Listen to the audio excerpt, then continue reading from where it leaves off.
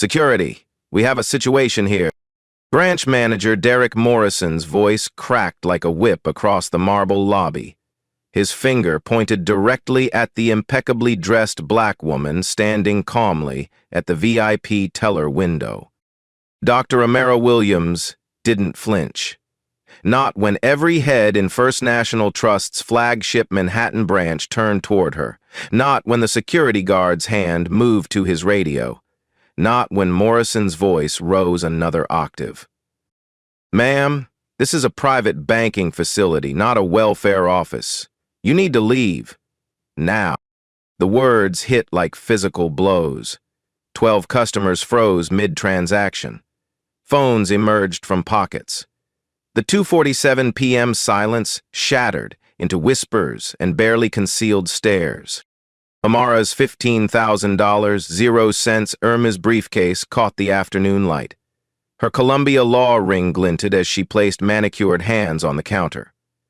These black stories rarely make headlines, but real-life stories like this reshape entire institutions when the wrong person gets underestimated.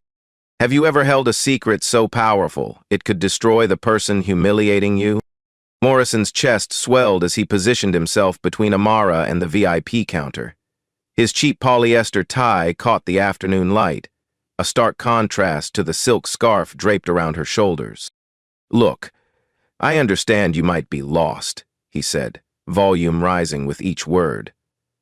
"But this section is for our premium clients, people with real money." The marble lobby amplified every syllable. Conversations died, heads turned. Amara's grip tightened on her briefcase, but her expression remained glass smooth.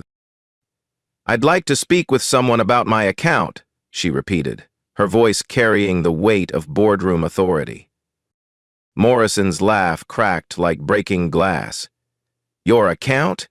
Ma'am, our minimum balance is $50,000. The check-cashing place on 125th might be more your speed." A young woman near the ATM fumbled for her phone. Her thumb found Instagram Live and the red dot appeared. "Y'all, this is insane," she whispered. "They're really doing this to this sister right now." Viewer count, 23, 67, 156. Security guard Jim Hayes approached, his boots echoing on marble. 8 years of bank security taught him to read situations. This woman didn't look confused or lost. She looked dangerous. Not physically, something else. "Problem here, Mr. Morrison?" Hayes asked. "Just redirecting traffic," Morrison replied, his voice pitched for the entire lobby. "Making sure everyone finds their proper service level." The live stream hit 347 viewers. Comments flooded in faster than eyes could read them. Amara checked her phone. 3:06 p.m., 9 minutes until her Federal Reserve meeting. She typed quickly. "Slight delay. Handle a staffing issue first." The response came instantly. "Need backup. Maya." Amara's fingers hovered over the keyboard. Her sister, Dr. Maya Williams, had been confirmed as Federal Reserve Chair just 3 months ago. One phone call could end this. But something held her back. This needed to play out differently. "No backup needed," she typed. "See you at 3:15. Morrison caught the slight smile playing at her lips. "You think this is amusing? Security, I want her removed, now." Assistant Manager Kelly Chen emerged from behind bulletproof glass. "Mr. Morrison, maybe we should verify." "Kelly, this is exactly what corporate warned us about," Morrison interrupted, his voice carrying to every corner. "Identity theft, account fraud, people claiming to be someone they're not." The live stream viewer count exploded. 891, 1,247, 1,683. Hayes reached for his radio, but something made him pause. The woman's posture, the way she held her briefcase, the expensive watch on her wrist that cost more than his annual salary. "Ma'am," he said carefully, I'm going to need you to... Before you finish that sentence, Amara interrupted, her voice dropping to a whisper that somehow filled the entire space. Are you absolutely certain you want to proceed? The question hung in the air like a loaded gun. Morrison, however, was too deep in his performance to recognize the warning. Absolutely certain, he declared, playing to his audience. This is what happens when people try to game the system. We have standards here. The live stream hit 2,156 viewers. First National Trust began trending citywide. Amara's phone buzzed, a text from an unknown number. Watching the live stream, this is about to get interesting. Harvard Law, 1. Then another, girl, you better own them. Columbia MBA, 3. Her networks were mobilizing. Former classmates, colleagues, business contacts. The viral video was spreading through circles Morrison couldn't imagine. Mr. Morrison, she said, her voice carrying a new edge, I'm going to give you one final opportunity to reconsider your approach. No opportunities, Morrison snapped. No second chances. Security, escort her out. A second guard appeared. The lobby's energy shifted from uncomfortable to genuinely electric. Customers pressed against walls, phones recording from every angle. The live stream viewer count crossed 3,000. Major news outlets were picking up the feed. CNN's breaking news alert was already being drafted. Amara reached into her briefcase with deliberate precision. Every eye followed her movement. Morrison tensed. Hayes shifted his weight. The cameras captured everything. Her fingers found smooth leather. A business card holder worn soft from years of use. The same holder that had introduced her to Fortune 500 CEOs, federal regulators, and heads of state.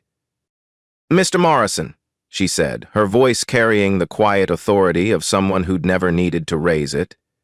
I believe you wanted to discuss banking policy with me? The digital clock read 3:12 p.m. 3 minutes until her appointment with the Federal Reserve Chair. 3 minutes until Morrison's world collapsed. She pulled out a single business card. Ivory stock, embossed lettering, corporate seal gleaming in the afternoon light. This card, time crystallized. The lobby held its breath. Morrison's hand extended automatically, trained by years of networking events and corporate meetings. His eyes focused on the card. The words seemed to blur, then sharpen, then blur again. Dr. Amara Williams, Chief Executive Officer, First National Trust. The card slipped from his fingers. It fell in slow motion, spinning end over end before landing on the marble floor with a sound like breaking glass. The livestream viewer count hit 4,721. Comments exploded across the screen so fast they became unreadable. But 3 words appeared repeatedly. Oh my God. Oh my God, oh my God. Morrison's face drained of color. His mouth opened, but no words came. Behind him, Kelly Chen's hand flew to her mouth. Hayes took an involuntary step backward. The lobby was dead silent except for the hum of air conditioning and the distant sound of traffic 47 floors below. Amara looked at her phone. 3:14 p.m. Gentlemen, she said quietly, I believe we have some things to discuss. The business card lay on marble like a death sentence.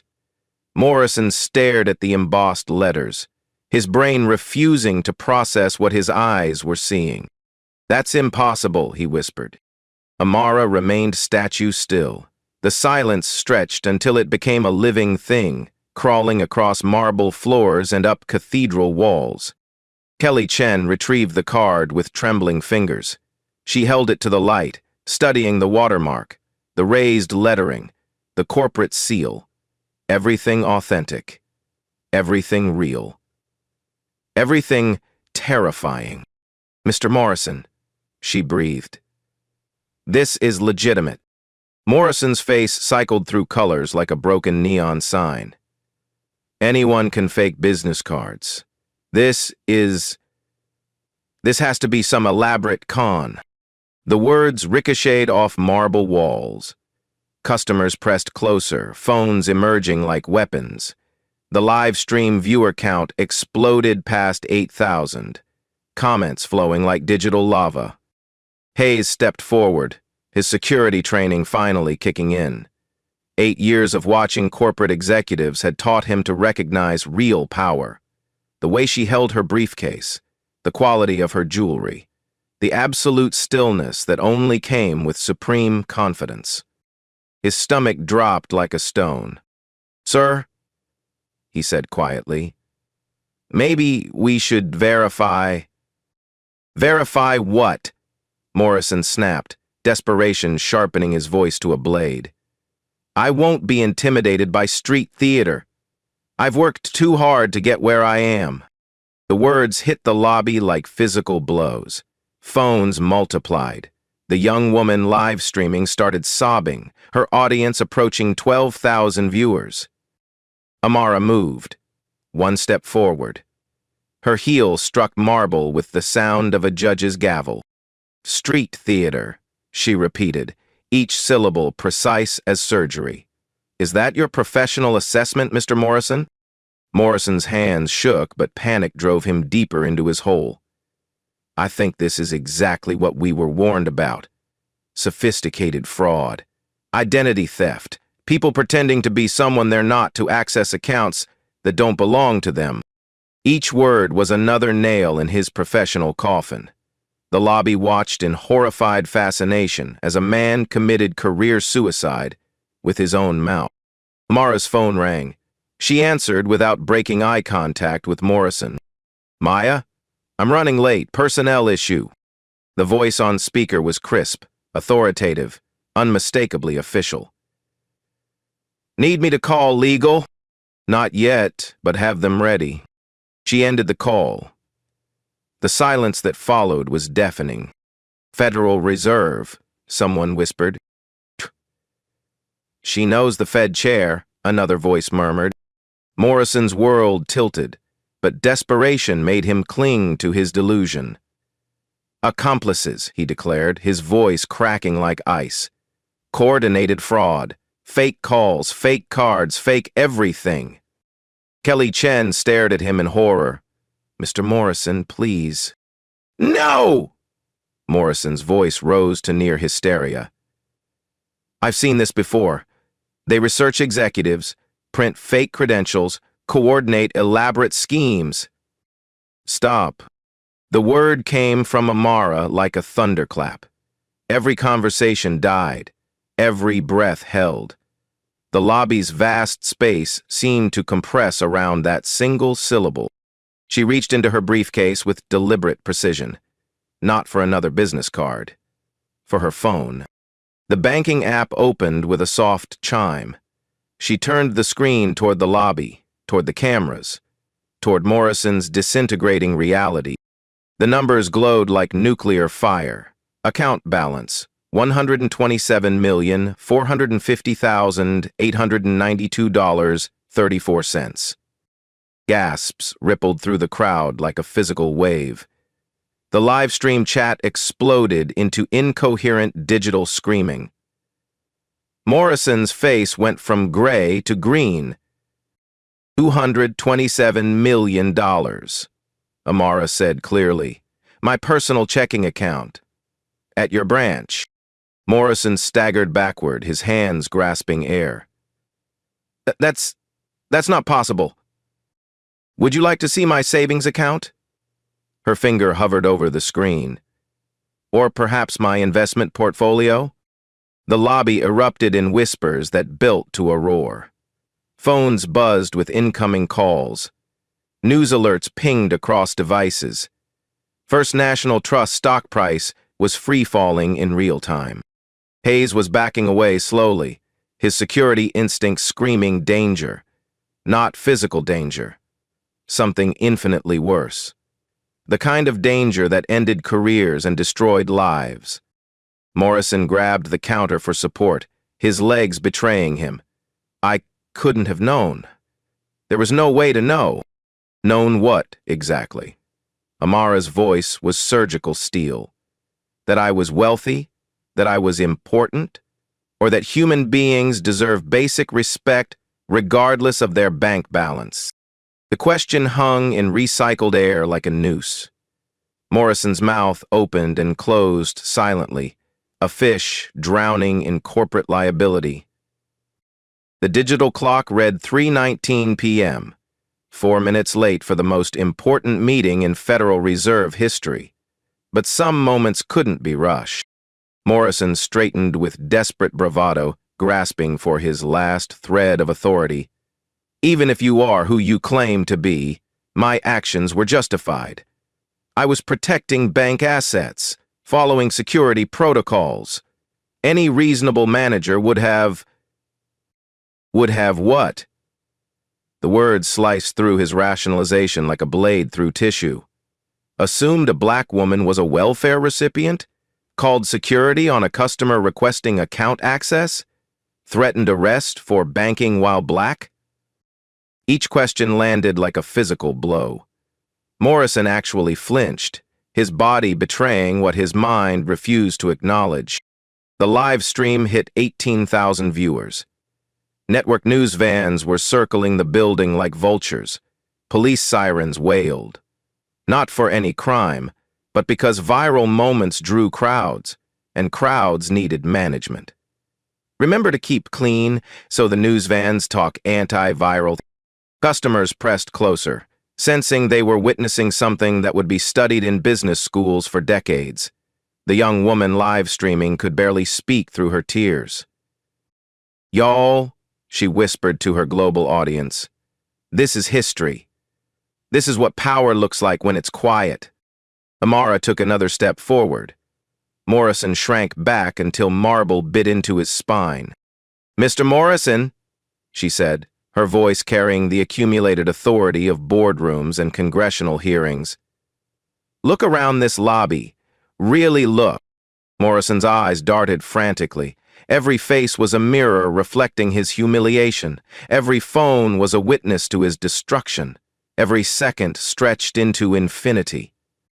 "These people will remember this moment forever," Amara continued.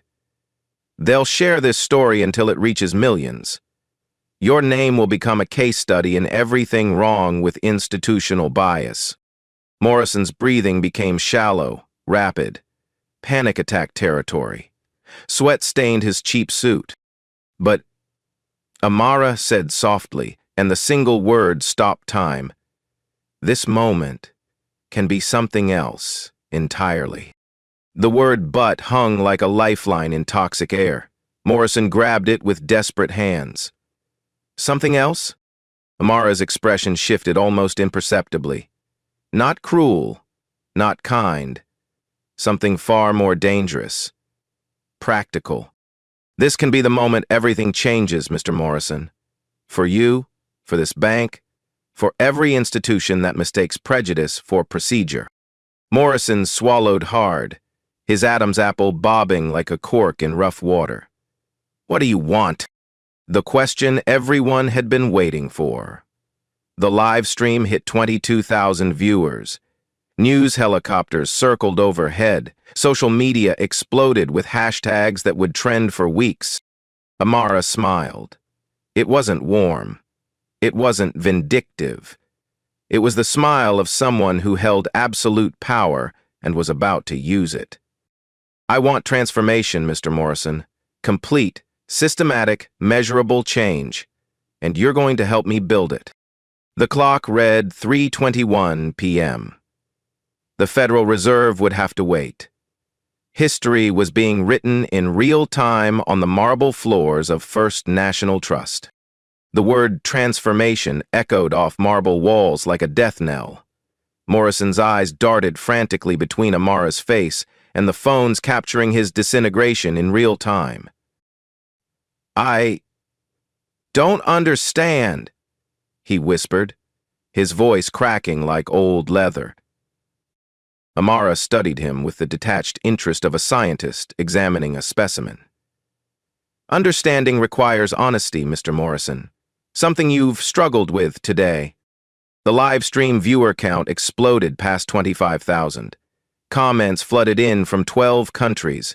First National Trust was trending worldwide, but Morrison was too paralyzed to comprehend the scope of his viral destruction.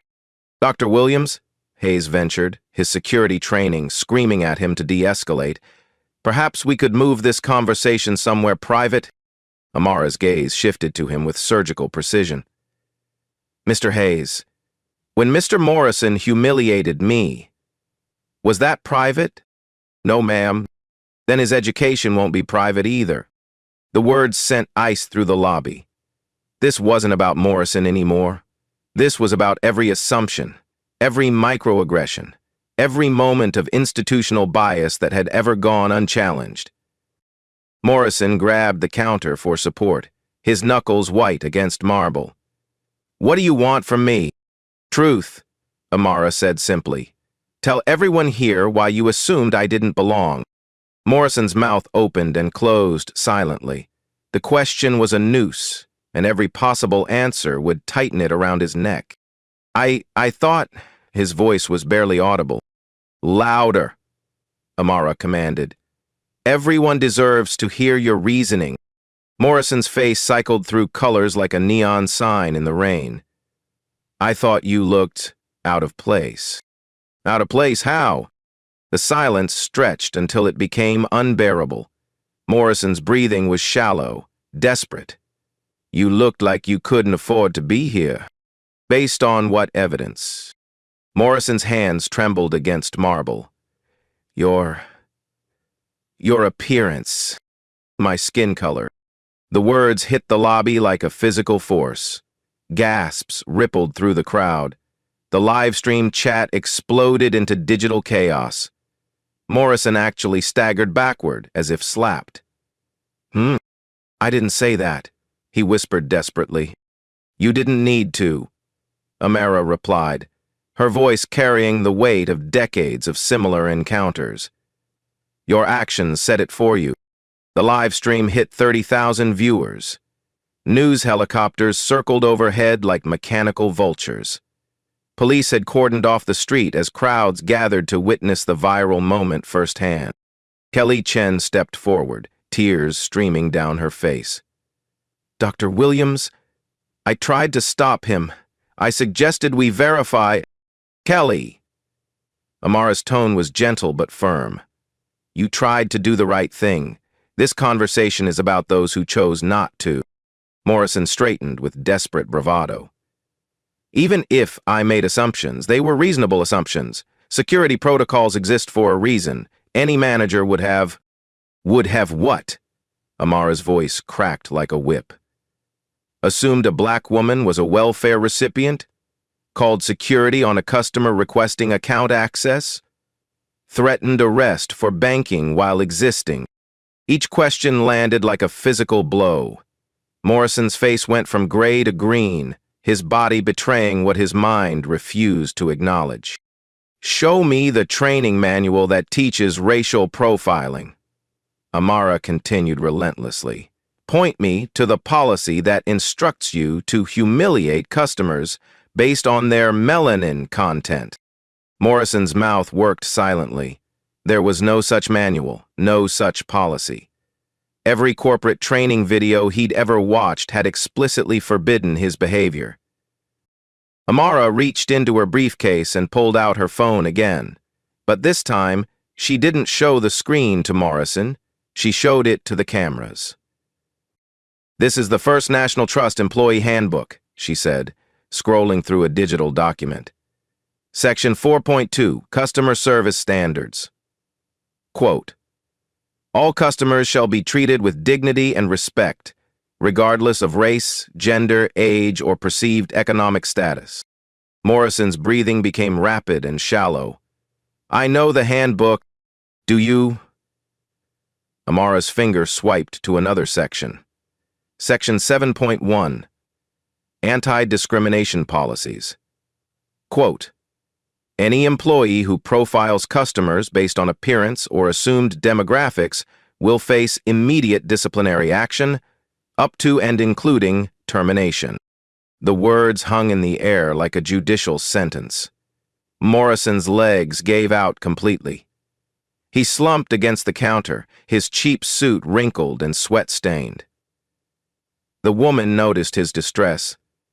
Her green eyes narrowed. "I completed the training," he whispered. "I passed all the tests."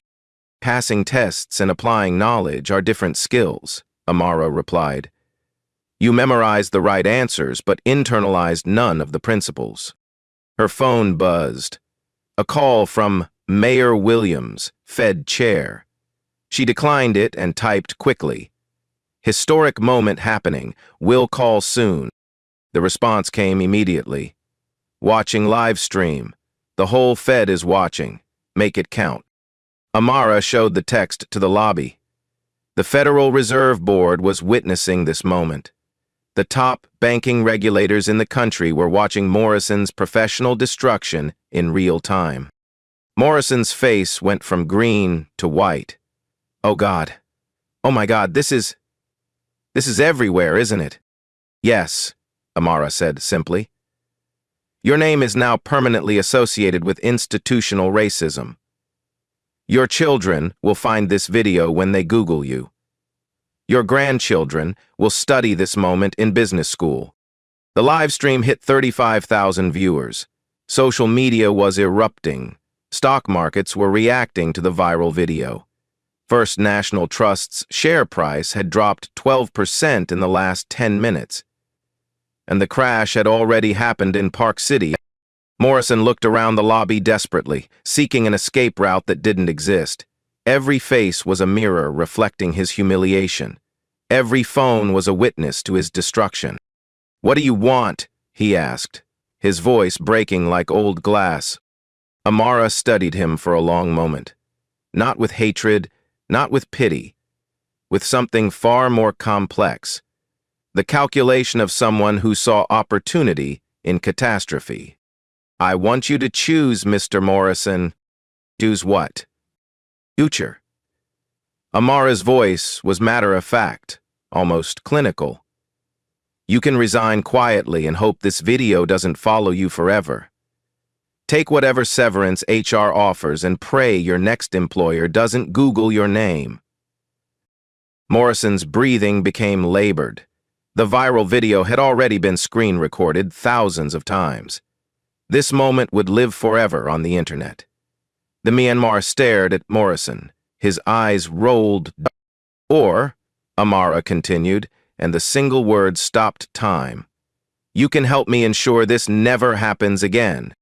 The lobby held its breath.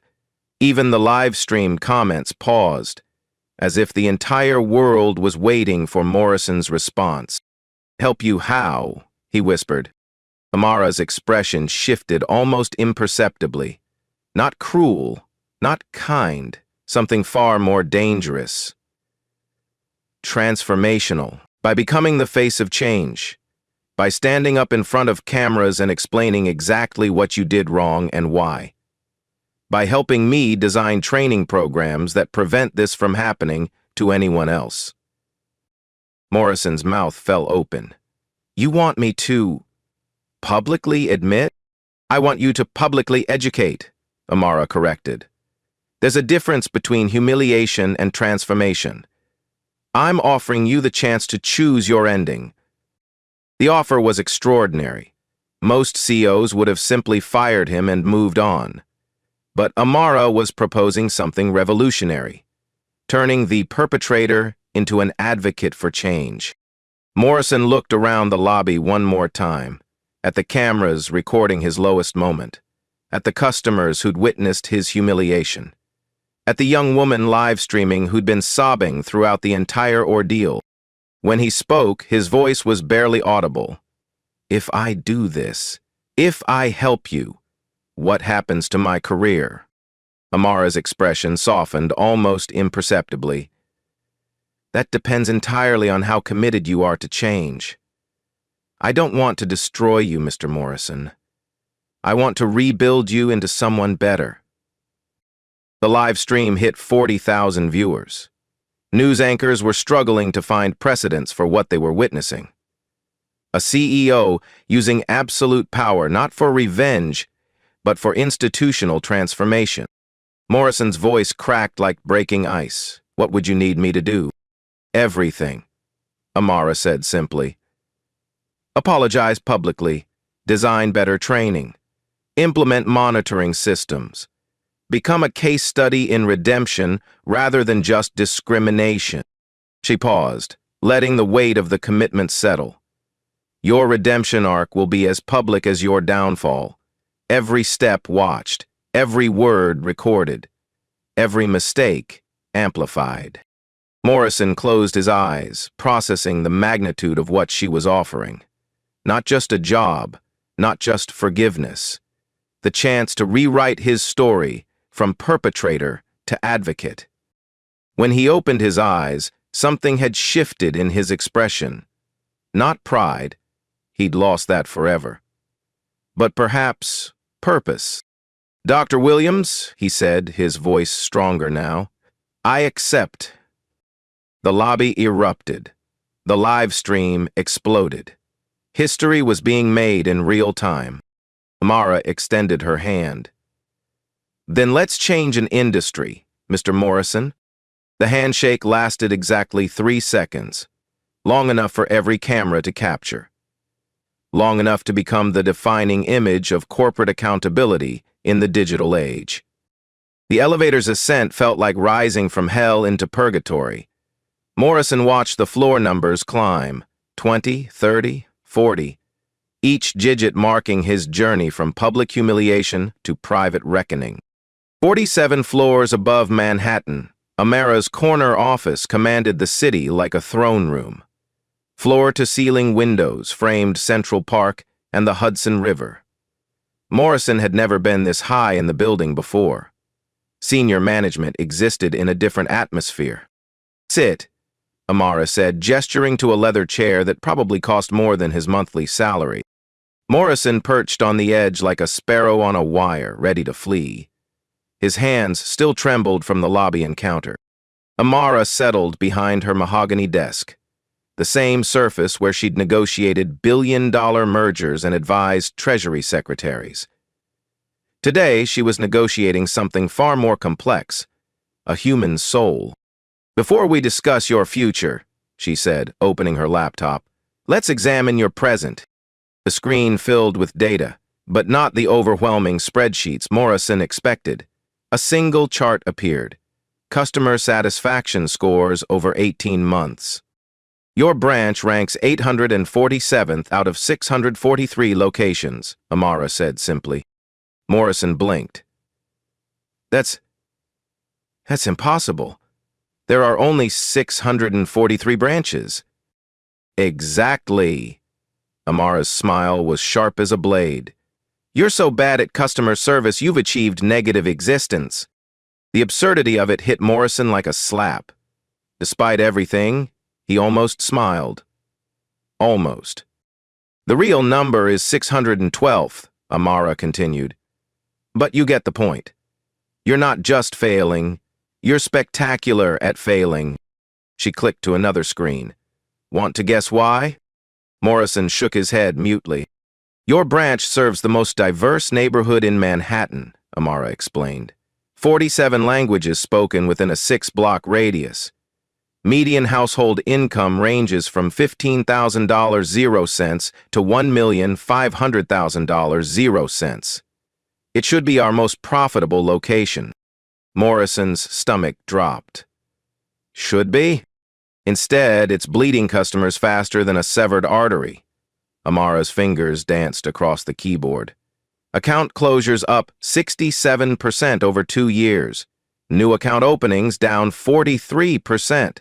Revenue declining despite population growth. Each statistic was a hammer blow. Morrison had thought his branch was performing adequately, but the numbers painted a picture of institutional decay. I didn't realize. You didn't realize because you were managing for people who looked like you, Amara interrupted. Comfortable customers, easy conversations, familiar assumptions. Her phone buzzed. A text from Maya, Fed chair. Ready when you are. The board is curious about your management style. Amara showed Morrison the screen. My sister wants to know how today's incident will affect federal banking regulations. Morrison's face went white. Your sister is the Federal Reserve Chair? Dr. Maya Williams, confirmed 3 months ago. Amara's smile was predatory. She's very interested in discriminatory banking practices. The weight of federal oversight settled over Morrison like a concrete blanket. His personal humiliation was about to become a regulatory case study. What do you want from me? He whispered. Amara leaned back, studying him like a chess player contemplating her next move. I want to offer you something no one else would. A chance to rewrite your story. Morrison's eyes narrowed. At what cost? Everything you think you know about banking, about customers, about yourself. Amara's voice was hypnotic, dangerous. I want to turn you into the manager you should have been from the beginning. She pulled up a document, not the overwhelming contract Morrison expected, but a simple list of commitments. First, you will personally visit every customer who left your branch due to poor service, all 247 of them. You will listen to their stories and learn from their experiences. Morrison swallowed hard. All of them? Every single one. Not to apologize, apologies are cheap, to understand what you cost them through your negligence. The second item appeared. You will spend 1 day per week for the next year working entry-level positions at community organizations in your branch's neighborhood. Morrison's eyes widened. Entry-level? Food banks, immigration services, community centers. You'll learn who your customers actually are instead of who you assumed they were. I just wanted to say that the third commitment was simpler but more terrifying. You will design and implement new customer service protocols based on what you learn. These protocols will be adopted system-wide if they prove effective. Morrison's breathing became shallow. System-wide? 643 branches, Mr. Morrison. Millions of customers. Your redemption story could transform an entire industry. The reporter spoke like L.A. Writer, rebranded for the upcoming Reunify version. She paused, letting the magnitude sink in. Or your failure could serve as a cautionary tale. Either way, you'll be historically significant. Morrison stared at the screen, processing the scope of what was being offered. Not just a second chance, but the opportunity to become something he'd never imagined. What's the catch? He asked. Amara's expression grew serious. The catch is that every step will be public. Every visit to former customers will be documented. Every day at community organizations will be filmed. Every protocol you develop will be scrutinized by experts. Morrison's hands started trembling again. Why would you do this? Why not just fire me? Because firing you teaches no one anything, Amara replied. But transforming you shows every manager in America that change is possible. She leaned forward, her intensity palpable. Mr. Morrison, do you know what your biggest problem is? Morrison shook his head. You're not evil. You're not malicious. You're just lazy. You took shortcuts, made assumptions, chose comfort over growth. Her voice softened slightly. Those are fixable problems. The observation hit Morrison like a revelation. He'd expected to be labeled a racist, a bigot, a villain. Instead, he was being called lazy.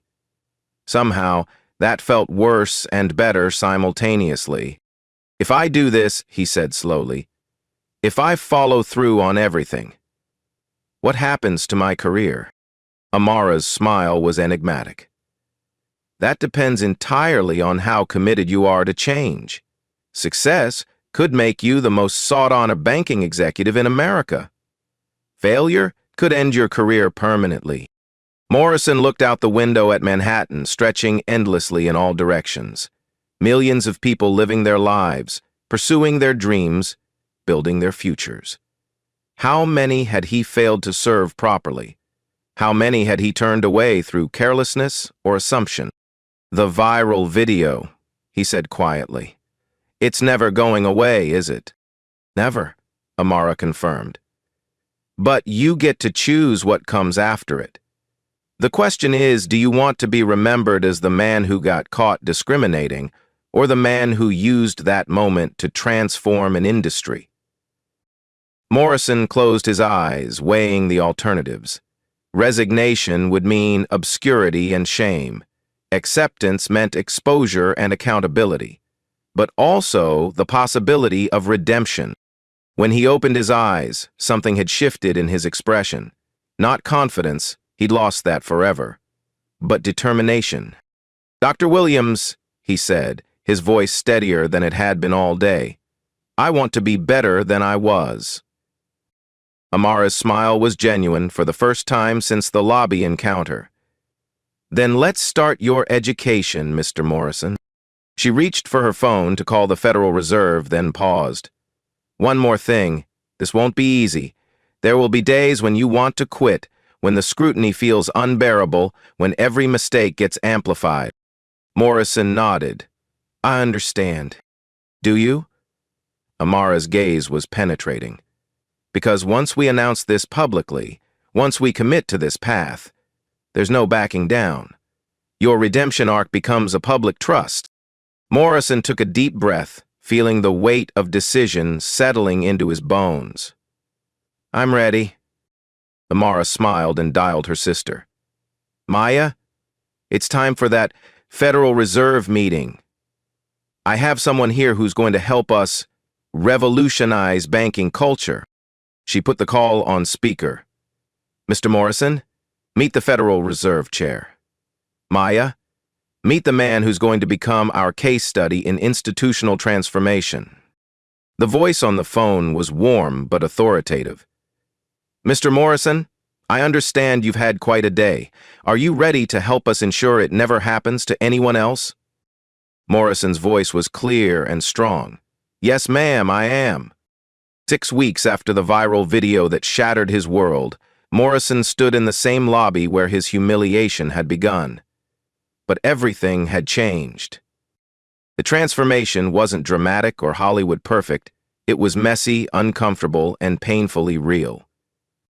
Morrison's first customer visit had been a disaster. Mrs. Chen, whose account he'd mishandled 2 years earlier, had slammed the door in his face. "Too little, too late," she'd said through the chain lock. His second attempt hadn't gone much better. Mr. Rodriguez had listened politely for 10 minutes before saying, "You want to feel better about yourself. I want my time back." It took 17 visits before someone agreed to hear him out completely. Maria Santos, a single mother who'd closed her business account after being questioned about a legitimate cash deposit. "You made me feel like a criminal for running a restaurant," she'd told him in her kitchen while her children did homework nearby. "Every deposit, every withdrawal, you looked at me like I was lying." Morrison had sat in that kitchen for 3 hours, listening to how his assumptions had affected her business, her family, her sense of dignity.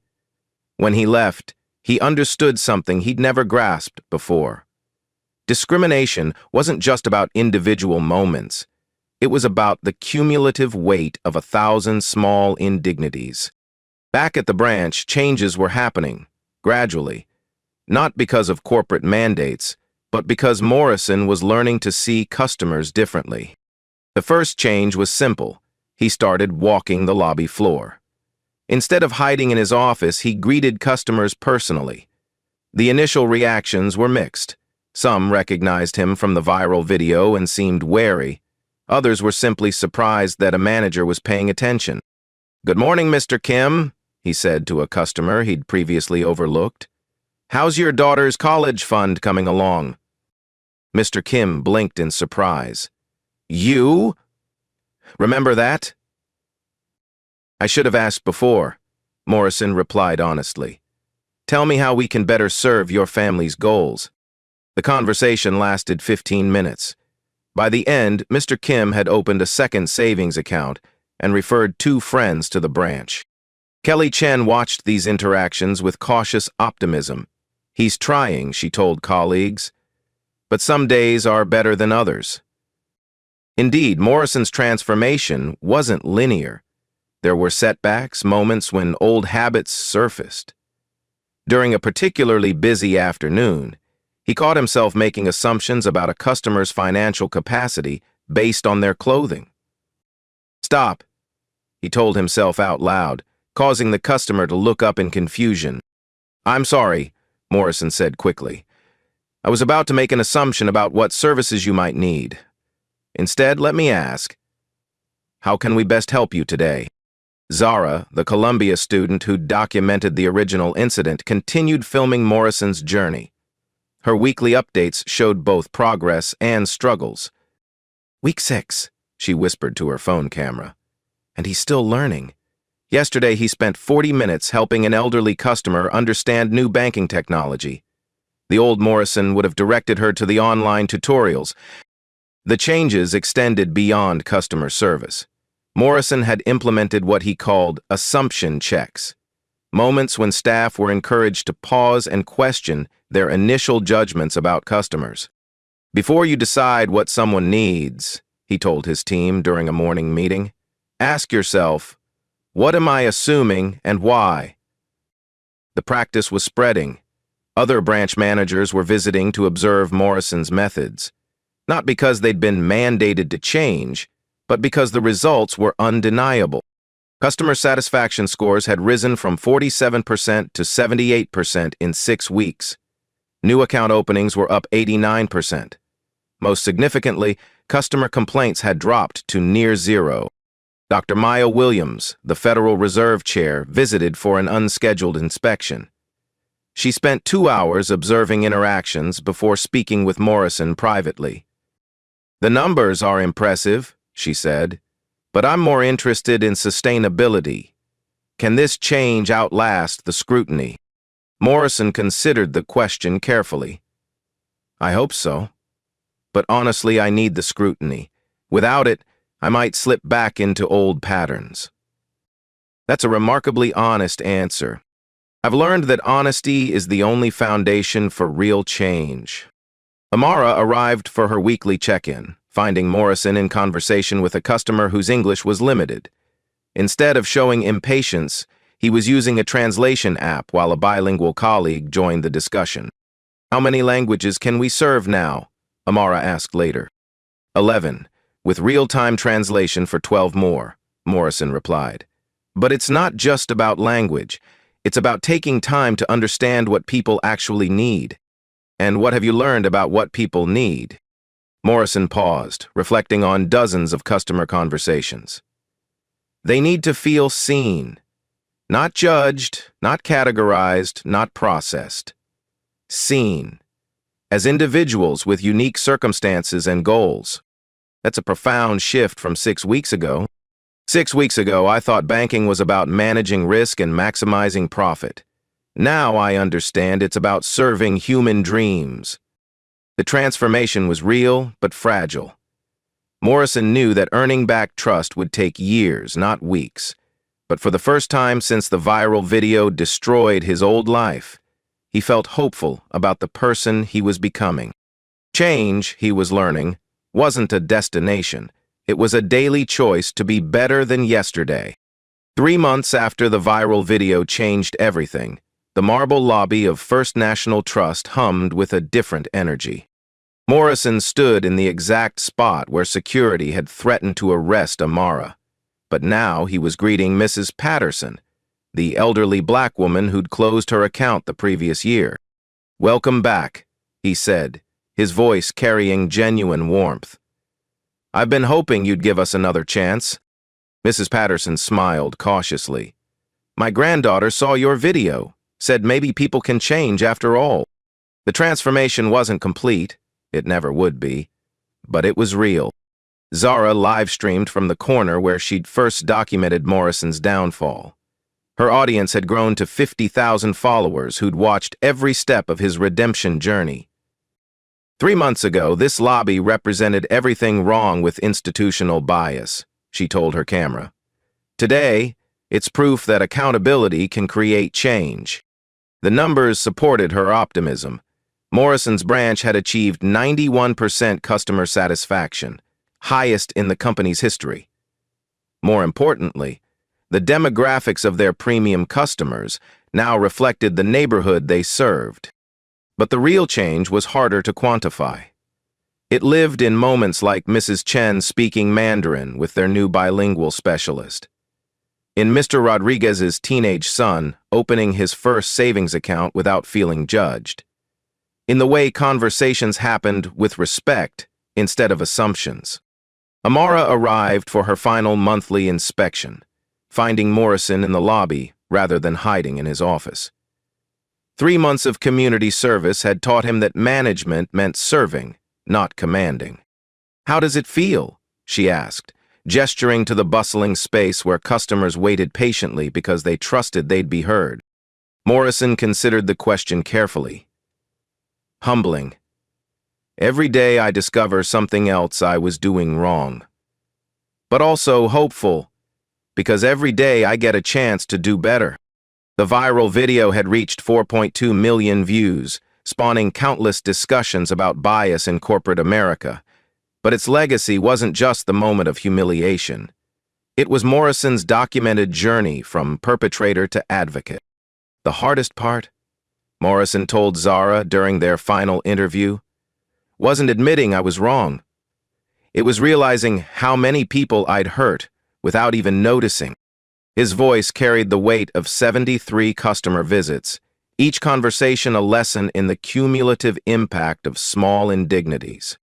As closing time approached, Morrison walked through the lobby one last time, straightening chairs and ensuring tomorrow would start perfectly.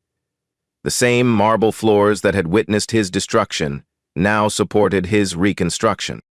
Zara addressed her audience directly. This story matters because it's not just about one man's redemption. It's about all of us recognizing the Morrison in ourselves, the assumptions we make, the biases we carry, the people we overlook. She paused, letting the weight of that truth settle. These black stories, these real-life stories of transformation, these touching stories of accountability, they're only powerful if they inspire us to examine our own behavior. The comments flooded in immediately. Made me think about my own assumptions. Going to check my bias at work tomorrow. This is what growth looks like. So here's what I need from you, Zara continued, her voice carrying the authority of someone who'd witnessed transformation firsthand. Share this video, not just because it went viral, but because it shows what's possible when we choose growth over defensiveness. Comment below about a time you caught yourself making assumptions about someone. Subscribe if you believe that life stories like Morrison's prove we're all capable of becoming better versions of ourselves. And remember, she said, her eyes bright with possibility, the most important question isn't whether Morrison changed. It's whether watching his story will change you. The live stream ended with 12,000 active viewers and hundreds of commitments to examine personal biases. The conversation continued across social media platforms, in workplace discussions, in moments when people paused before making assumptions.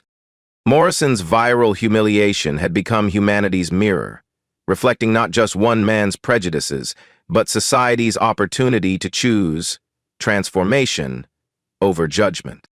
Tomorrow, the marble lobby would fill again with customers seeking respect, understanding, and the dignity of being truly seen. And Morrison would be there, greeting each person not as he assumed they were, but as who they actually were. Some mistakes, it turned out, were worth making if they led to becoming the person you were always meant to be. "Ma'am, people like you don't have million-dollar claims. This is probably a scam." The words hit like ice water. Brad Mitchell's voice carried that special kind of condescension reserved for people he'd already dismissed. His fingers drummed against the mahogany desk of Prestige Insurance's Manhattan headquarters. Dr. Amara Johnson sat perfectly still in her Navy Armani suit. Behind Brad's shoulder, a young employee held up her phone, live streaming what she thought would be another Karen encounter for her TikTok followers. "Sir, I have all the documentation," Amara began. "Documentation can be faked." Brad leaned back in his leather chair, arms crossed. "Hurricane Helena claims for a Hamptons property?" These real-life stories always follow the same pattern. The live stream counter ticked upward. 50 viewers, then 100. Amara's dark eyes remained calm. "Have you ever been dismissed before, proving your power?" 4:47 p.m., 13 minutes until closing. Brad had been handling insurance claims for 15 years. He prided himself on spotting fraud from across the room. When the black woman in the expensive suit walked through his door claiming hurricane damage worth $1,200,000, 0 cents, every instinct screamed setup. "Let's start with some basic verification." Brad pulled out a yellow legal pad, his pen clicking rhythmically. "Full name?" "Dr. Amara Johnson." "Doctor of what?" "Economics. PhD from Wharton." Brad's eyebrow twitched. He'd heard this routine before. Fake credentials, impressive backstories. The fraudsters were getting creative. "Address of the damaged property?" 47 Ocean View Drive, East Hampton. Brad typed the address into his computer. His screen displayed a satellite image of a sprawling beachfront estate. Tennis court, infinity pool, private dock. The property assessment showed $4,200,000, 0 cents. "This your house?" Brad turned his monitor toward her. "Yes." "Uh-huh." Brad's tone suggested he'd rather believe in unicorns. "And you're saying Hurricane Helena damaged this property how much?" "Home?" $0.2 million. "I have contractor estimates, architectural assessments, and itemized repair lists." Amara reached into her Hermes bag. A first-class Delta boarding pass fluttered to the floor. Brad didn't notice. His attention was fixed on her face, searching for tells. Nervous tics. Micro-expressions that would reveal the lie. "Ma'am, do you understand what kind of property values we're talking about here?" Brad leaned forward. "The average claim in this office is $12,000. Car accidents, kitchen fires. You're asking me to believe—" "I'm asking you to process a legitimate claim." Amara's voice remained level, professional. "Would you like to see the documentation?" Behind Brad, 3 junior employees had gravitated toward the desk. The TikTok livestream was gaining traction. Comments flooded the screen. "This is insane." "He's being racist." "Someone record this on their phone too?" Brad glanced at the cluster of phones pointed in his direction. Social media complications were the last thing he needed. But backing down now would look weak. He'd handled aggressive claimants before. "Look, I'm not trying to be difficult." Brad's tone shifted to fake sympathy. "But people like you," he caught himself. "People without proper documentation often try to inflate claims after natural disasters. It's more common than you'd think." The words hung in the air like smoke. Amara set a manila folder on his desk. "Everything's in here. Property deeds, tax records, pre-storm photographs, post-storm damage assessment, 3 independent contractor estimates." Brad flipped through the documents without reading them. His phone buzzed. A text from his wife about dinner reservations. More important than this obvious waste of time. "These could be fabricated," he said, closing the folder. "Do you have proof of income, bank statements, something that shows you could actually afford a property like this?" The live stream viewer count hit 500. Comments accelerated. "Ask for his manager. This is 2024, not 1924. Called the news." Mara pulled out her phone. It lit up with notifications. "Board meeting in 20 minutes," flashed across the lock screen. She swiped it away without reading it.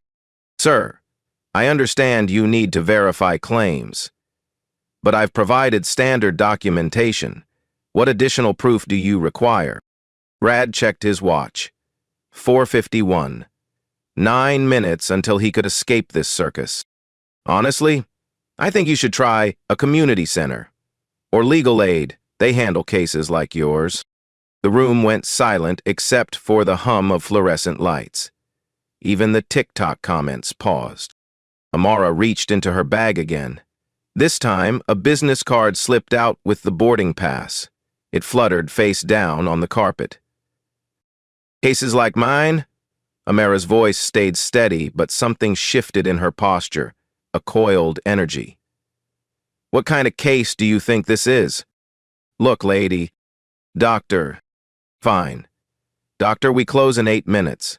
I suggest you gather your materials and find someone who specializes in whatever this situation actually is. Brad stood up, signaling the conversation's end. Behind him, Janet Walsh, the district manager, had emerged from her office. She'd been watching the scene unfold, concern growing with each passing minute. The business card lay forgotten on the floor. Johnson Holdings, CEO, printed in elegant serif font. Invisible to everyone, focused on the unfolding drama. I'd like to speak with your regional director, Amara said. Brad laughed. Actually laughed. Mr. Henderson doesn't take walk-in appointments, especially not... He stopped himself again. Especially not what? Especially not unscheduled visits. The live stream hit 1,000 viewers. The young employee's eyes widened as notifications exploded across her screen. Her video was gaining momentum beyond anything she'd experienced. Please, call him. Tell him Dr. Johnson is here. It's almost 5 p.m. on a Friday. He's not taking calls about denied claims. Just tell him Dr. Johnson is here. Brad's patience evaporated completely. Ma'am, I'm going to ask you to leave now. Security can escort you if necessary. He pressed a button on his desk phone. Security to claims. We need assistance. The fluorescent lights began their end-of-day dimming sequence. Cleaning crews wheeled their carts past the office windows. The building was shutting down around them. But the live stream was just getting started. 2,000 viewers and climbing. Amara remained seated, her hands folded calmly in her lap. Before I go, may I make one phone call? Brad shrugged. Make it quick. We're done here. She pulled out her phone and scrolled to speed dial number 2. Her finger hovered over the contact labeled Richard. The business card remained face down on the floor, its secret safe, for 30 more seconds. Hello, Richard. It's Amara. Brad rolled his eyes and began packing papers into his briefcase. Another desperate play, probably calling a lawyer who wouldn't answer after business hours. I'm at the Prestige Insurance office on 5th Avenue. Yes, that Prestige Insurance. Something in Amara's tone made Janet Walsh step closer. 23 years in insurance had taught her to recognize when situations were about to spiral beyond control. Security arrived. 2 guards. Carlos Mendez, a 15-year veteran with kind eyes, and Derek Thompson, newer to the job and eager to prove himself. Derek approached with authority. Carlos hung back, studying Amara's face with growing recognition. Ma'am, you need to come with us, Derek said. Amara held up one finger, phone still pressed to her ear. Richard, I'm going to hand you to the district manager. Would you mind explaining the situation? Brad snorted. Nobody's talking to anybody. We're closed. But Janet Walsh's instincts were screaming warnings. Something about this woman's composure, the quality of her clothing, the way she spoke. Janet had seen enough insurance fraud to spot it instantly. And this didn't feel like fraud. I'll take the call, Janet said, extending her hand. Brad whipped around. Janet, don't encourage this. It's obviously... I'll take the call, Janet repeated, more firmly. Amara handed over her phone. Janet pressed it to her ear. "Hello, this is Janet Walsh, district manager for—" Oh my God. "Yes, sir. Right away, sir." Janet's face drained of color. Her hand trembled as she lowered the phone. The live stream viewer count exploded. 5,000, 8,000. Comments became a blur. What did he say? She's someone important. Plot twist incoming. This is better than Netflix. Derek looked confused. Carlos stepped forward, finally placing where he'd seen Amara before. "Ma'am," Carlos said quietly, "aren't you the lady from the Forbes magazine cover?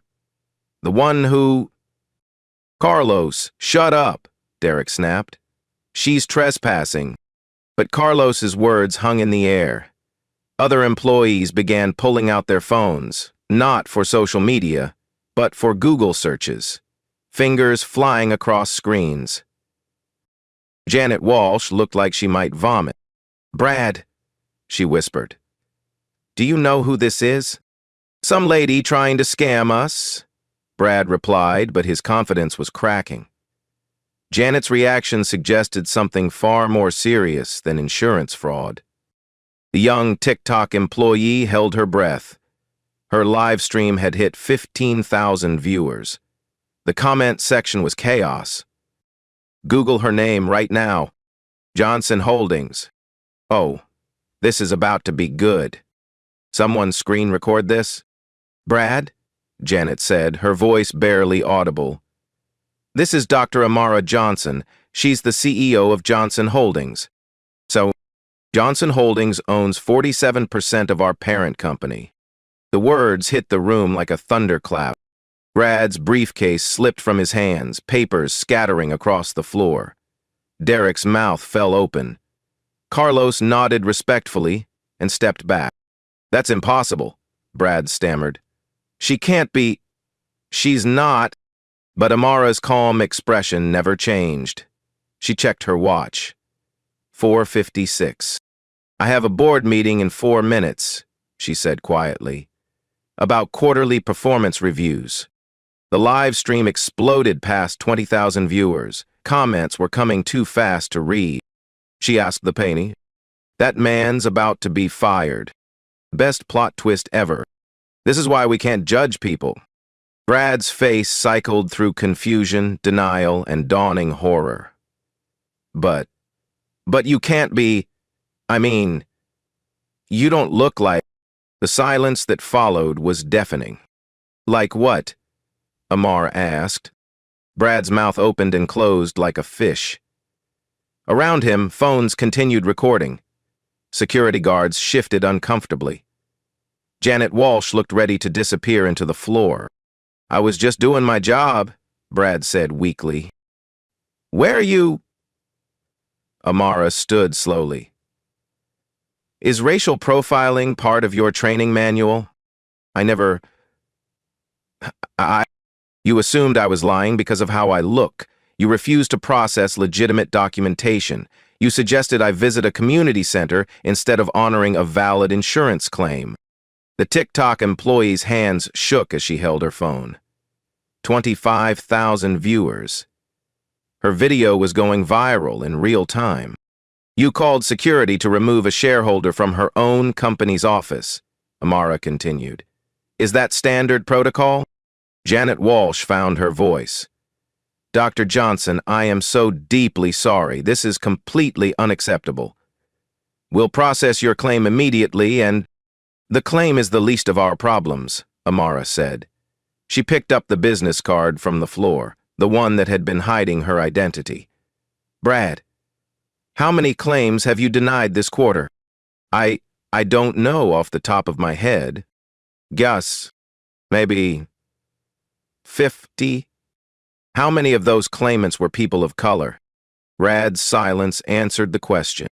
Carlos cleared his throat. "Ma'am, should I escort Mr. Mitchell to his desk to gather his things?" "Not yet." Amara turned to Janet. "I want to see 5 years of Brad's claim decisions, approval rates by demographic, I want those numbers in the boardroom in 10 minutes. Yes, ma'am, absolutely. And I want Brad there too. Brad found his voice. Wait, you can't just... There are procedures, union protections. You're right, Amara said. There are procedures, legal procedures, HR procedures, and procedures for shareholders who witness discrimination in their own companies. The live stream hit 30,000 viewers. Local news reporters, alerted by social media, were already en route to the building. Derek, right? Amara addressed the younger security guard. Would you mind calling upstairs and letting them know the board meeting is starting early? Derek nodded eagerly, desperate to distance himself from Brad's disaster. Carlos, thank you for your professionalism. I'll make sure your supervisor knows how well you handled this situation. Carlos smiled. Just doing my job, ma'am, the right way. Janet was already on her phone, frantically calling the executive floor. Sir, we have a situation.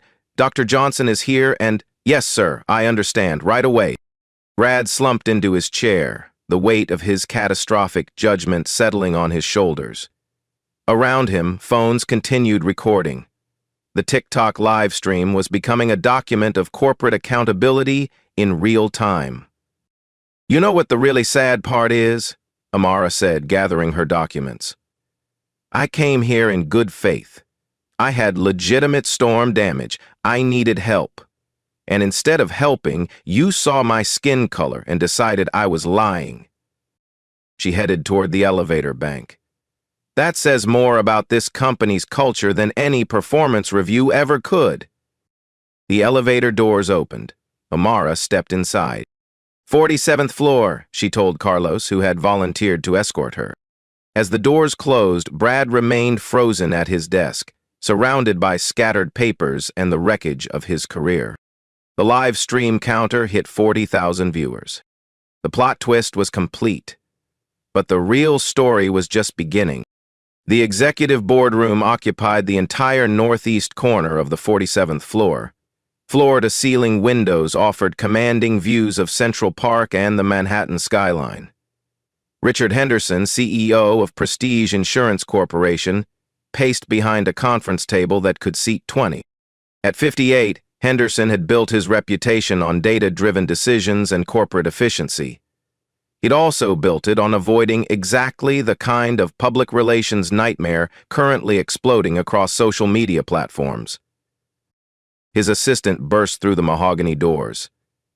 Sir, the TikTok video has 45,000 viewers and climbing. Twitter is picking it up. Prestige insurance scandal is trending. Henderson's stomach dropped. Show me. The assistant pulled up the live stream on the conference room's wall-mounted display. 47,000 viewers watched as Brad Mitchell sat in stunned silence, while Janet Walsh frantically gathered files. Jesus Christ, Henderson muttered. How long has this been running? 12 minutes. And, sir? Local news vans are pulling up outside. The elevator chimed. Amara emerged with Carlos, who held the door respectfully. Ma'am, I'll wait out here, Carlos said. Thank you. Amara entered the boardroom like she owned it. Which, Henderson reminded himself, she essentially did. Richard. Amara, I am so profoundly sorry, this is completely unacceptable. She set her manila folder on the conference table. Before we discuss apologies, I need you to see something. Henderson nodded to his assistant, who queued up the TikTok live stream on the wall display. They watched in real time as Brad's humiliation played out for 53,000 viewers. Comments streamed past faster than human eyes could follow. Fire him? This is why black people don't trust corporations. She handled that with class. Plot armor in real life. Justice served cold. Turn it off, Henderson said quietly. The screen went black, but the damage was spreading across the internet like wildfire. Screenshots were being shared. Screen recordings uploaded to YouTube. The story was escaping their control with every passing second. How bad is this? Henderson asked. Amara pulled out her phone. Johnson Holdings' PR team estimates this will reach 10 million people within 6 hours. Every major news outlet is preparing stories. The hashtag is trending in 4 countries. Henderson sank into his chair. What do you need from me? I need to understand how this happened, not just today, systemically. The boardroom doors opened. Janet Walsh entered with 3 thick folders and a laptop, followed by a trembling Brad Mitchell. 2 additional security guards flanked them, though it was unclear who they were protecting. "Ma'am, I have the data you requested," Janet said, setting the folders on the table. Amara opened the first folder. 5 years of claims statistics, broken down by demographic information. The numbers told a story that made her jaw clench. "Brad, come here." Brad approached the table like a man walking to his execution. "Explain these numbers to me." Amara spread the documents across the mahogany surface. "In the past 5 years, you've processed 1,247 claims. Is that correct?" "Yes, ma'am. Of those claims, you approved 68.3% from white claimants. You approved 31.2% from black claimants. You approved 29.7% from Hispanic claimants. Why?"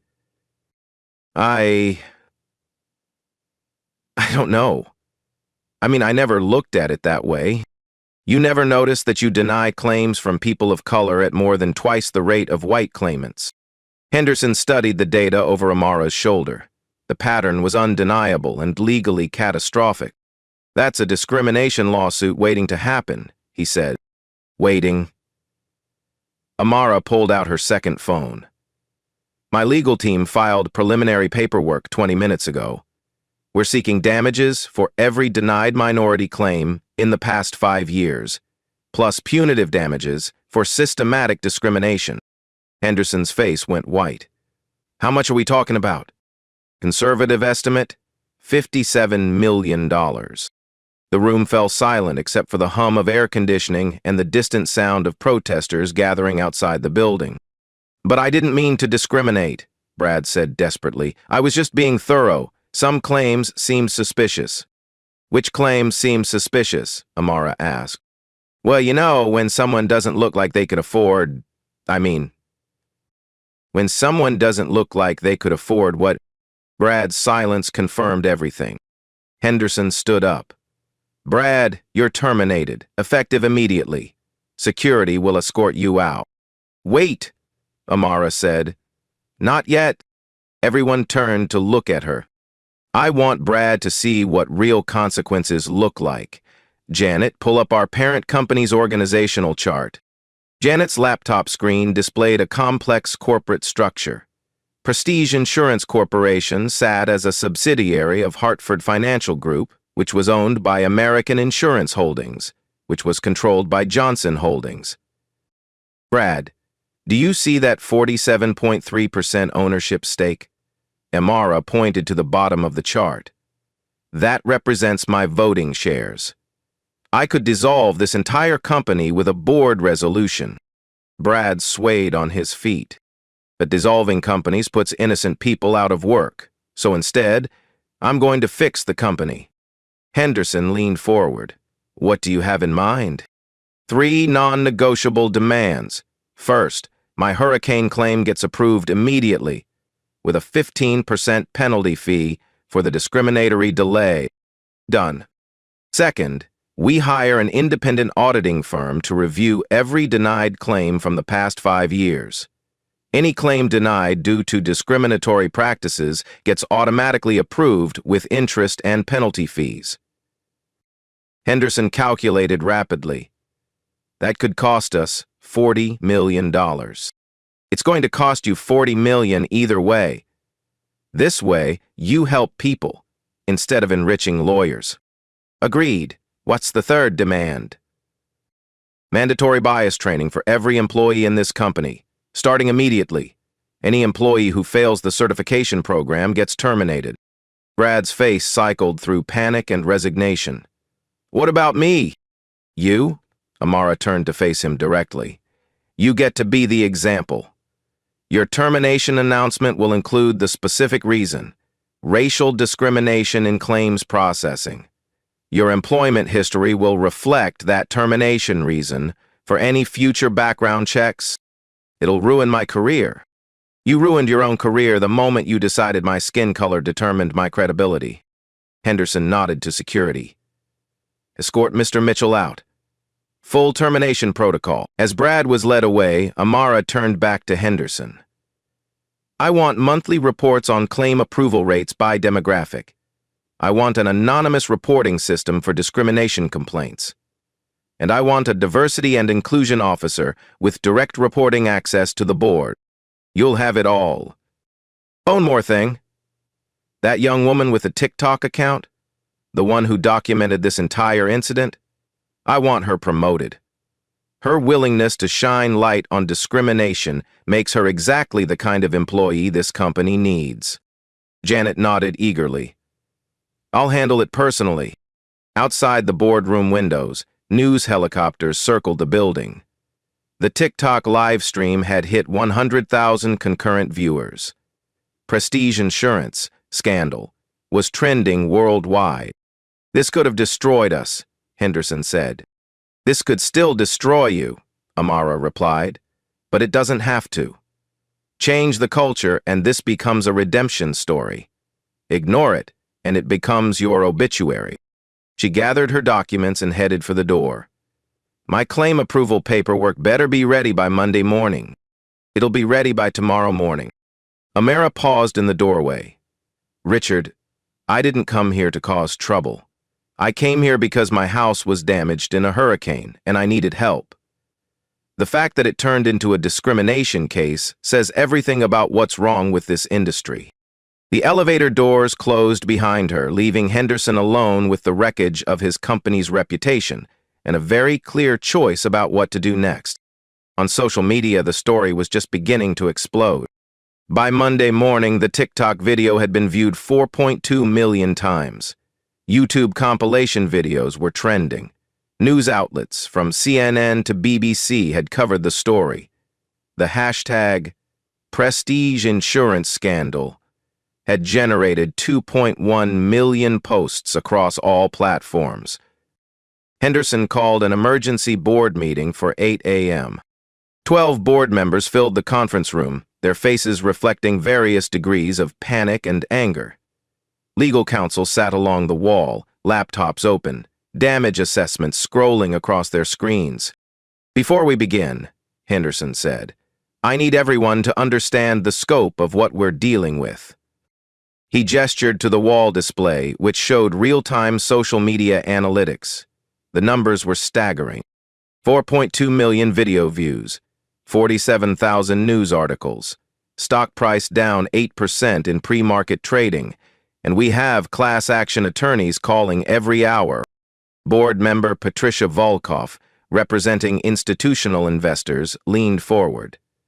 What's our legal exposure? General Counsel Marcus Webb consulted his notes. Worst case scenario, 200 million in discrimination settlements. Best case, 50 million, assuming we settle quickly and implement comprehensive reforms. How did this happen? Asked Thomas Chen, the audit committee chair. Henderson pulled up Brad Mitchell's employment file. 15 years of discriminatory claim decisions that nobody noticed, because nobody was looking for patterns. And now a 47% shareholder has documented everything in front of millions of witnesses, added CFO Sarah Martinez. The boardroom doors opened.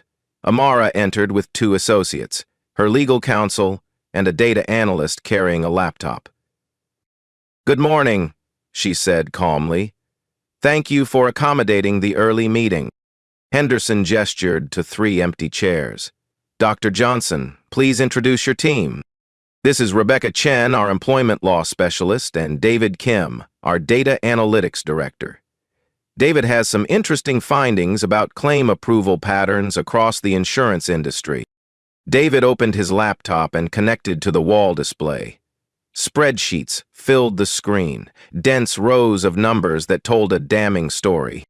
Industry-wide, insurance companies deny 31% of claims from minority applicants compared to 18% from white applicants, David began.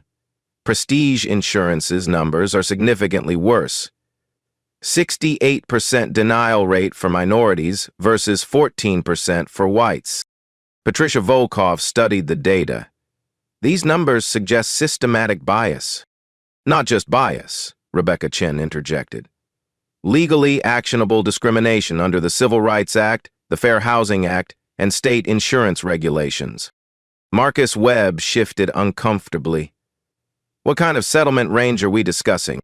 That depends, Amara said, on whether you want to fix the problem or just write checks to make it go away. Henderson leaned forward. What's the difference? Write checks, and you'll be back here in 5 years with the same problem. Fix the culture, and you become an industry leader in equitable practices. Thomas Chen consulted his tablet. Our stock is down another 2% since market open. Investors are spooked. Investors should be spooked, Amara replied. You're sitting on decades of liability, but you're also sitting on an opportunity. She stood and walked to the wall display, replacing David's spreadsheets with her own presentation. Option 1. Fight this in court. Spend 5 years in litigation. Pay $200 million in settlements. Lose customers to competitors who implement reforms faster. Click. Next slide. Option 2. Become the first major insurance company to voluntarily audit and correct discriminatory practices. Turn this crisis into a competitive advantage. The numbers on screen showed projected outcomes for both scenarios. Option 2 was expensive up front but profitable long-term. Sarah Martinez studied the projections. What would Option 2 actually look like? Immediate implementation of bias detection software in claims processing, third-party audits every quarter, public reporting of approval rates by demographic, and a $50 million fund to correct past discriminatory denials. $50 million? Patricia Volkov nearly choked. The lawsuits will cost you more than that, Rebecca Chen said quietly. And this way, the money helps people instead of enriching attorneys. Henderson calculated rapidly. What about staff changes?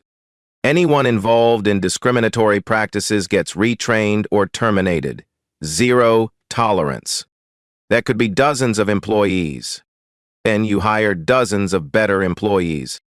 The board members exchanged glances. This wasn't just about money. It was about admitting systematic failure and rebuilding their entire corporate culture. There's something else, Amara continued. The TikTok video gave us visibility into how your employees actually behave when they think nobody important is watching. That's invaluable data. David pulled up social media analytics. The video sparked 3,400 personal stories from people sharing their own discrimination experiences with insurance companies.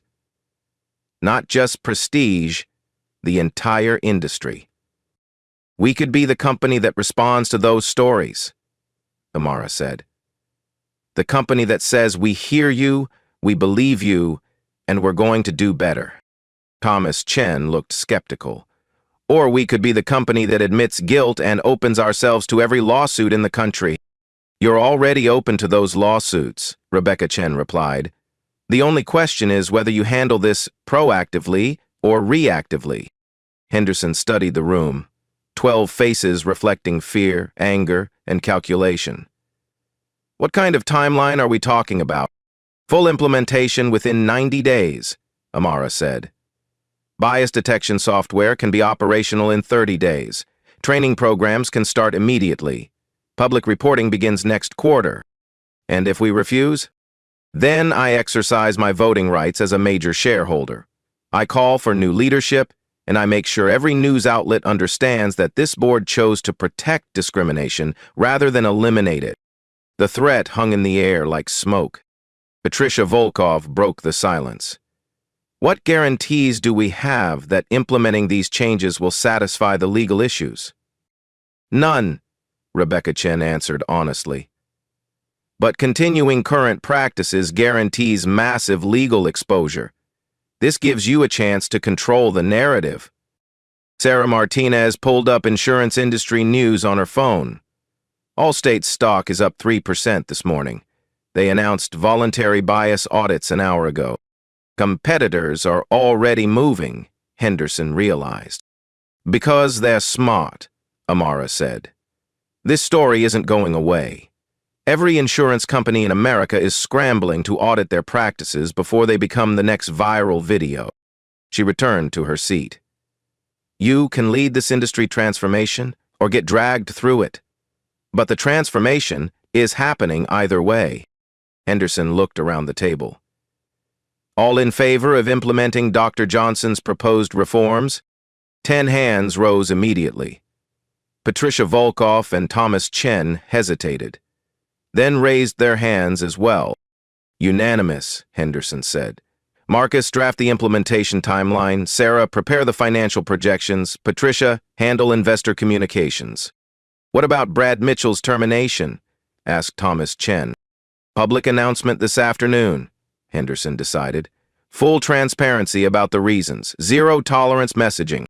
Amara gathered her documents. I'll expect weekly progress reports. And I want that young TikTok employee, Madison I think her name was, promoted to customer advocacy specialist. Her documentation skills could be valuable.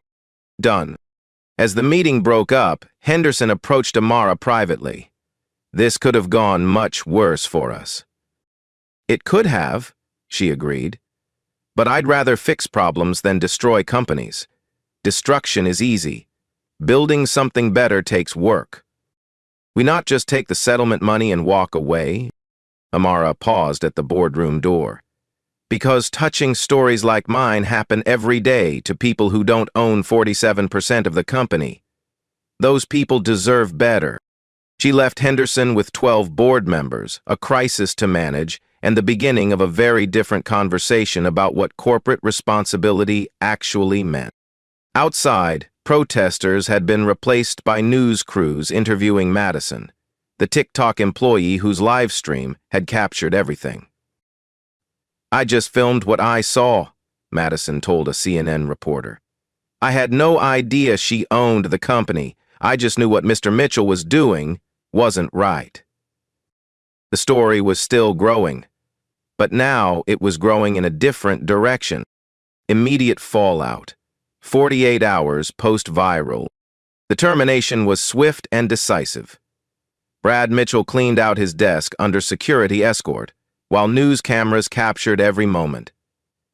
His 15-year career in insurance was over, his reputation destroyed, by 12 minutes of documented discrimination.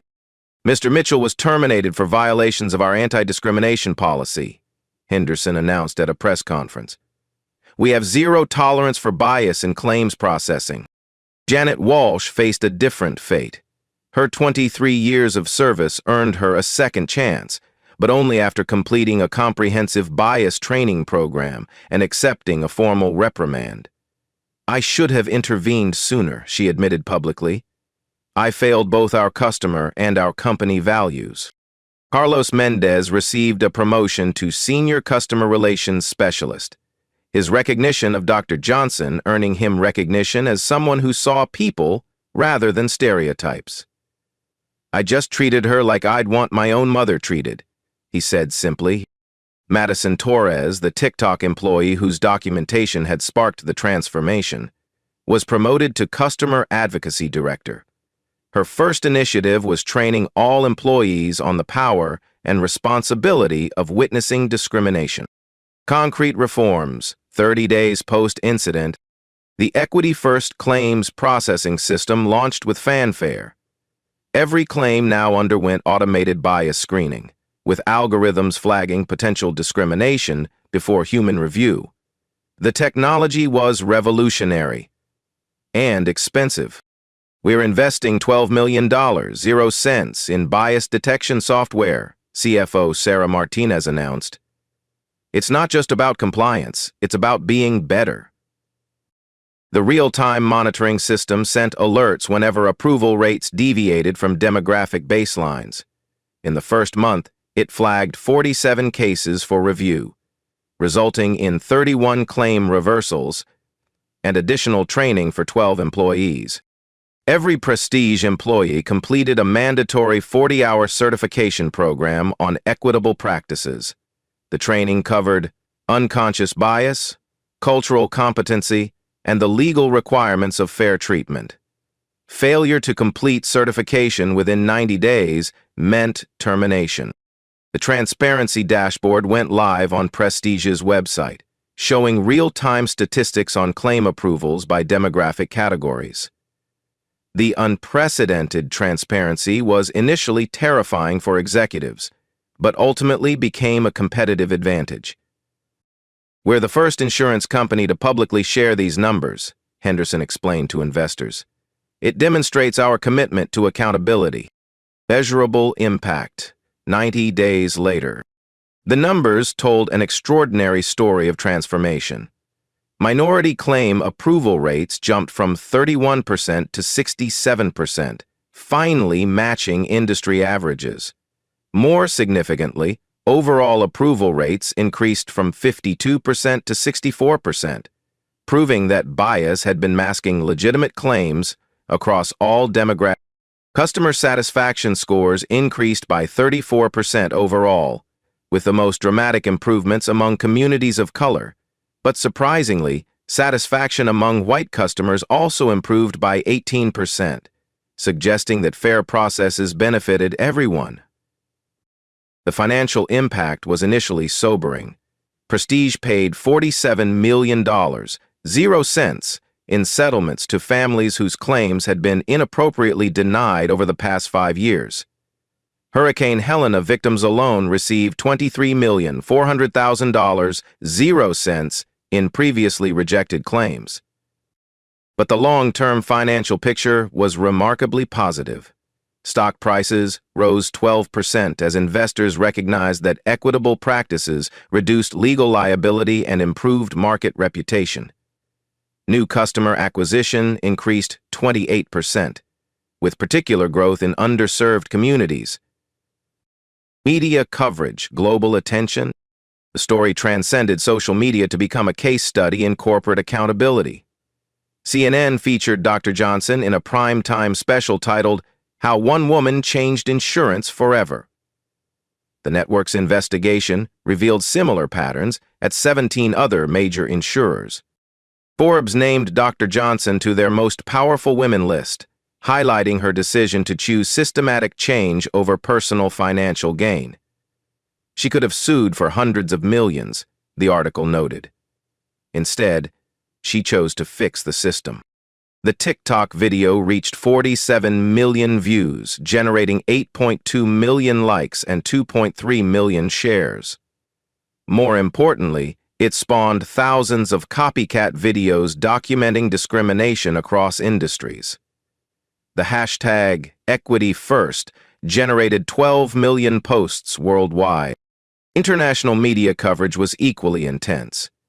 The BBC featured the story as an example of how social media could drive corporate reform. The Guardian's business section analyzed the financial benefits of addressing bias proactively rather than reactively. Personal victory, beyond financial compensation. Dr. Johnson's original insurance claim was approved within 24 hours, accompanied by a formal written apology from Henderson and the board. The 15% delay penalty brought her total compensation to $1,380,000, 0 cents. Exactly what she'd requested 6 weeks earlier. But the broader impact dwarfed her individual case.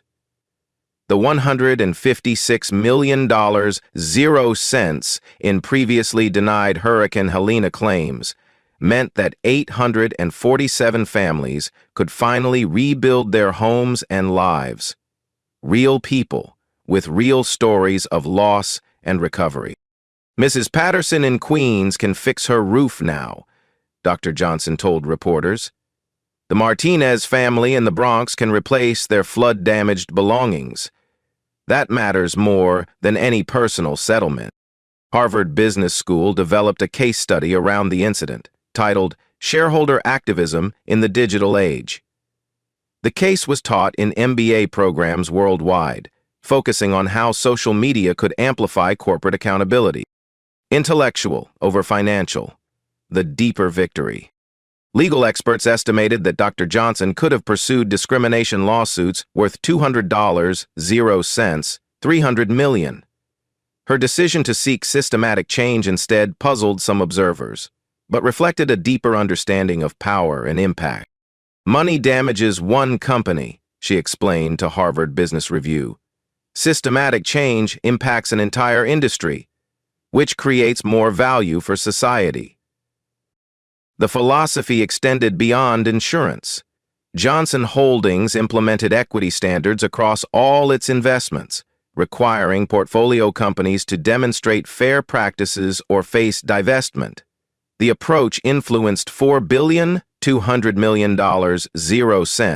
in corporate behavior. Speaking at the World Economic Forum, Dr. Johnson articulated her vision. Capital has power, but power has responsibility. We can use that responsibility to create a more equitable economy. The transformation at Prestige Insurance became a model for other industries. Banking, healthcare, real estate, and retail companies began implementing similar bias detection and transparency measures. This wasn't about one insurance claim, Dr. Johnson reflected. It was about proving that discrimination is both morally wrong and economically stupid. Companies that embrace equity don't just do better, they do better business. 6 months later, industry transformation. The ripple effects continued, expanding across corporate America. Prestige Insurance had become the unlikely leader in equitable practices, with other companies scrambling to catch up. The transformation was both rapid and comprehensive. 47 major insurance companies adopted similar bias detection systems within 6 months. The technology vendors who supplied these systems saw their stock prices triple as demand exploded. What began as crisis management became a growth industry. Allstate, State Farm, and Progressive all launched equity-first initiatives, publicly committing to transparent reporting and bias elimination. The competitive pressure was intense. Companies that failed to adapt faced customer boycotts and investor pressure. The federal government responded with the Insurance Equity Act, introduced with bipartisan support. The legislation would require all insurance companies to report claim approval rates by demographic categories and submit to regular bias audits. Dr. Johnson testified before Congress, her calm authority commanding respect from both parties. This isn't about political correctness, she told the House Financial Services Committee. It's about economic efficiency. Bias is expensive. Equity is profitable. Values summary. Lessons in quiet power. The story illustrated principles that transcended the insurance industry. Dr. Johnson's response demonstrated the power of strategic thinking over emotional reactions. She could have shouted, demanded immediate satisfaction, or stormed out. Instead, she gathered information and applied leverage precisely. Her approach was fundamentally data-driven. Rather than relying on accusations or emotions, she presented irrefutable statistics that made denial impossible. Numbers don't lie, and they don't discriminate. They simply reveal truth. The systemic thinking was equally crucial. Rather than seeking individual compensation, she focused on fixing the underlying problem. This approach created lasting change rather than temporary resolution. Perhaps most importantly, the story proved that inclusive excellence drives better business outcomes. Companies that embraced equity didn't just avoid lawsuits. They improved performance, increased customer satisfaction, and enhanced profitability. Personal legacy beyond business. Dr. Johnson's influence extended far beyond corporate boardrooms. Johnson Holdings implemented equity standards across all investments, requiring portfolio companies to demonstrate fair practices or face divestment. The approach influenced $4,200,000,000 in corporate behavior. Forbes named her CEO of the Year, citing her leadership in corporate accountability. The award recognized not just her business acumen, but her commitment to using power responsibly. Her speaking engagements drew standing ovations at over 200 universities and corporations. Students and executives alike were inspired by her demonstration that principled leadership could create both profit and progress. The book deal followed naturally. The Mathematics of Justice: How Data Drives Equity became a bestseller, offering a framework for identifying and eliminating bias in business practices. The book's success proved that audiences were hungry for practical approaches to creating change. Social impact, measuring real change. The measurable impact was remarkable. Insurance industry bias decreased by 67% industry-wide within 12 months. The change represented millions of dollars in previously denied claims, finally reaching deserving families. Copycat reform spread to banking, healthcare, real estate, and retail. The Harvard Business School case study was taught in MBA programs worldwide, creating a generation of business leaders trained to recognize and address bias. The story inspired countless personal accounts of discrimination and change. Social media filled with stories of quiet power, strategic thinking, and individual accountability. The hashtag #QuietPower generated millions of posts celebrating thoughtful action over angry reaction. Real families shared their stories of finally receiving fair treatment. Hurricane victims, car accident survivors, and medical claim recipients posted videos thanking Dr. Johnson for creating change that reached their living rooms. The deeper message: personal responsibility. Beyond corporate reform, the story carried a powerful message about individual responsibility. Madison Torres, the TikTok employee, had chosen to document injustice rather than ignore it. Her decision to witness and record created the foundation for everything that followed. Carlos Mendez had chosen to see a person rather than a stereotype. His recognition of Dr. Johnson's humanity influenced his respectful treatment and eventual promotion. Even Janet Walsh, despite her initial failure to intervene, chose accountability over defensiveness.